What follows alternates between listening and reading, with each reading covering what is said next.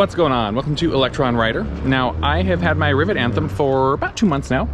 Here it is. Haven't done any modifications really on it yet until today.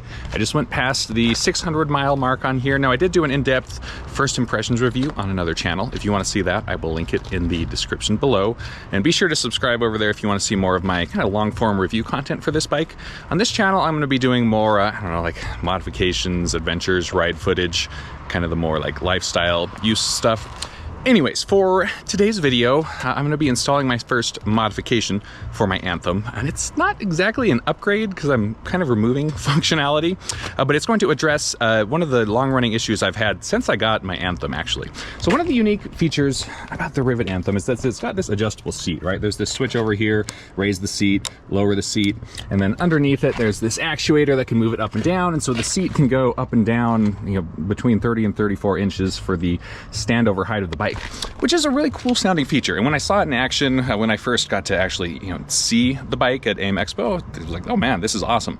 I like being able to raise it up to the max height because I'm a big, tall dude, and it's nice for sharing it between people. But when I got my Anthem, it was stuck. The seat was stuck at the lowest position, which is how it is right now, which is not great for me because I wanted it to be up at the highest position, right? And so, I had opened a support ticket with Ryvid, and it took forever, but eventually they finally sent me a replacement actuator. They did, they responded right away. They were very, supportive and helpful, but I think they were just maybe struggling a little bit to keep up with all the bikes that they've been shipping out, maybe, and also they were having trouble diagnosing and figuring out how best to address the issue.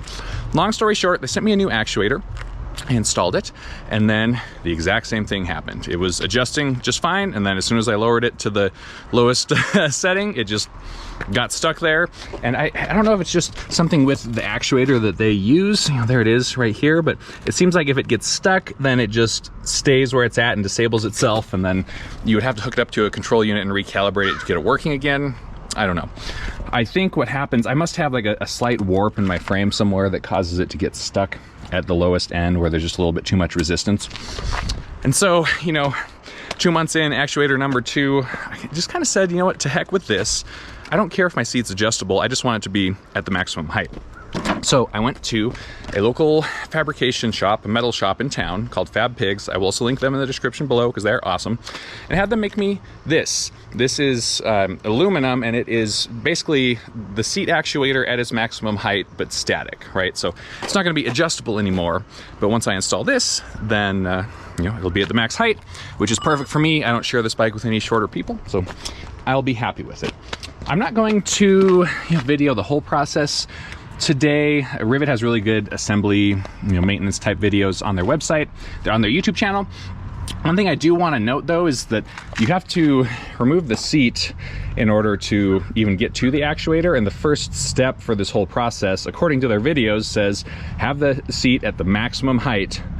Otherwise, it's going to be really difficult to get off. And believe me, it is. Like, I had to get special tools to even get in there. It's it's a real pain. I don't even have the nuts for my seat in because they go way back up in there. It's not a fun time. So I'm gonna start taking stuff apart here, and then we'll jump in once I have it partially disassembled.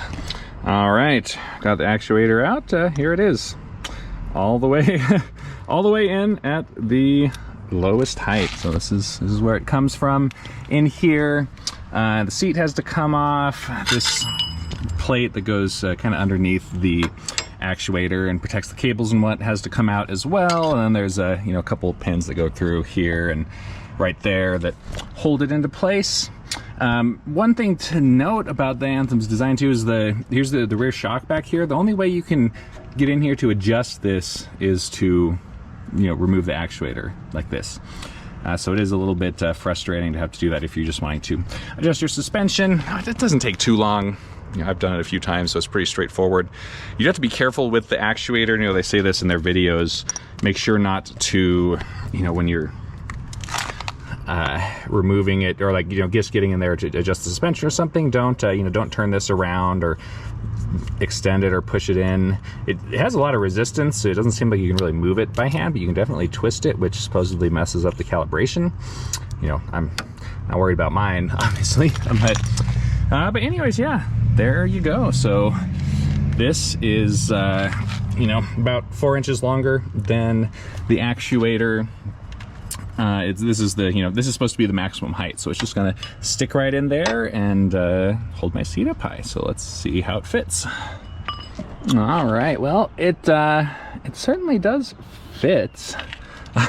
I'm worried I might have had to make it a little bit too long. It's like these, you know, these things are completely up from where they slide into the frame right there. I'm not, I don't know how important those are for you know, the stability of it. I mean, it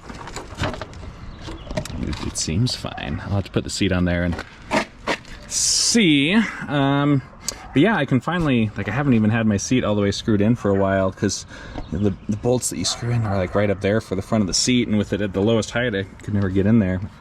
All right, let's get the seat on. All right, we're all back together here.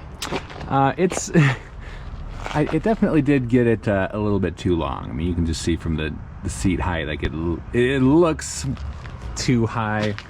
I took it for a test ride just now, and it's just a little bit high. Like, it kind of leans me forward here, so it's not as comfortable as I would like it, but it is more comfortable than it was when it was, you know, down at the lowest height, at least for my legs anyways. So I don't know, I'll probably chat with the metalworking shop and see, you know, maybe they can shorten this down, or just make me a shorter one.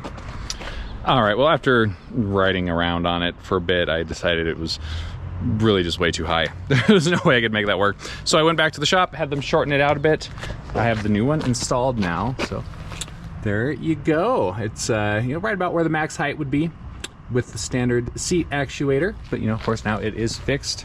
You can see it installed underneath here. They were able to just take a couple inches off the one that I had, just using the same piece. So yeah, mounts in exactly where the normal Actuator does. Seat is at the perfect height for me, and so, you know, hey, problem solved. I don't want to fault Ryvid too much for, you know, this whole situation. As far as I can tell, I'm the only one that's had the problem, from just talking to other owners on forums and reading online. Kind of a one-off thing, and I really honestly don't doubt that Ryvid would have made it right if I would have gone back to them. They would have sorted it out, but you know, it was kind of fun to just do it myself. You know, come up with my own solution. And you know, like I said at the start, I don't care if the seat adjusts. I just want it to be up high. So there it is. So all right, if you are interested in the full review on this, I did a first impressions one, which is linked in the description below. I will be doing another one once I hit 1,000 miles, which I'm almost there. I'm just under 800 now, so stay tuned for that as well. All right, guys, take it easy out there. Catch you in the next one.